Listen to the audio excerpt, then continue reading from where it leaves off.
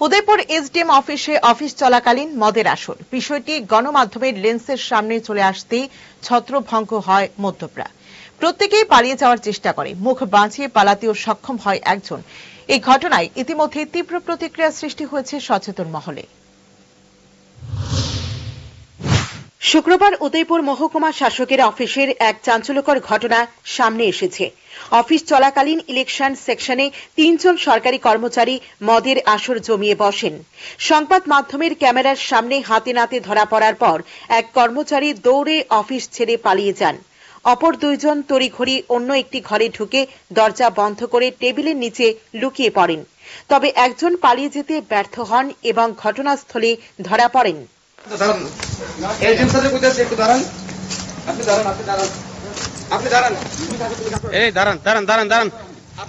আপনি কই যেতেছেন? এসডিএম অফিসের ভিতরে মদের আড্ডা কেন? বাকি 2 জনের নাম কোন? নাম কোন? কমল দাস। কি নাম? তমাল দাস। তমাল দাস। আর তার নাম জানি না। তার নাম জানেন না? এই ঘটনা প্রত্যক্ষ করে হতবাক হয়ে যান অফিসে উপস্থিত সাধারণ মানুষ ও অন্যান্য কর্মচারীরা। তারা প্রশ্ন তুলেছেন, অফিস সংস্কৃতি কোথায় যাচ্ছে? সরকারি দায়িত্ব পালন করার জায়গায় এমন অনিয়ম মেনে নেওয়া যায় কি? আপনি তো অফিসে আসলেন না তখন?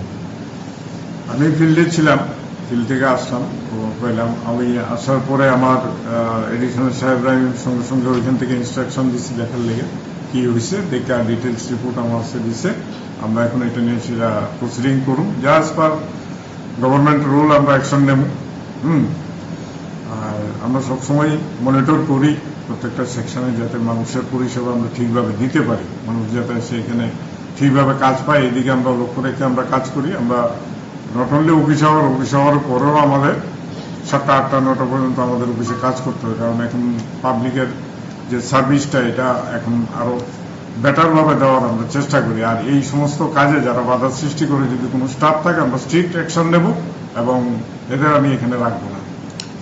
আজকে স্যার টোটাল কতজন এরকম মদের আসরে লিপ্ত ছিলেন? ডিটেলস রিপোর্টটা আসে না এখনো বাই নেম, তবে 3-4 জন ছিল এরা। দে আর ডেপুটেড স্টাফ, আমার ডাইরেক্ট স্টাফ না। আমি কনসার্ন ডিপার্টমেন্টকে জানাবো।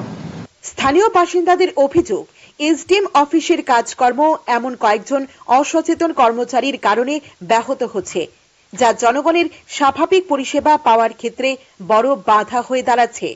এই ঘটনার পর প্রশাসনের তরফ থেকে কোনো ব্যবস্থা নেওয়া হবে কিনা তা নিয়ে সাধারণ মানুষের মধ্যে আলোচনা শুরু হয়েছে। Bureau report, headlines Tripura national.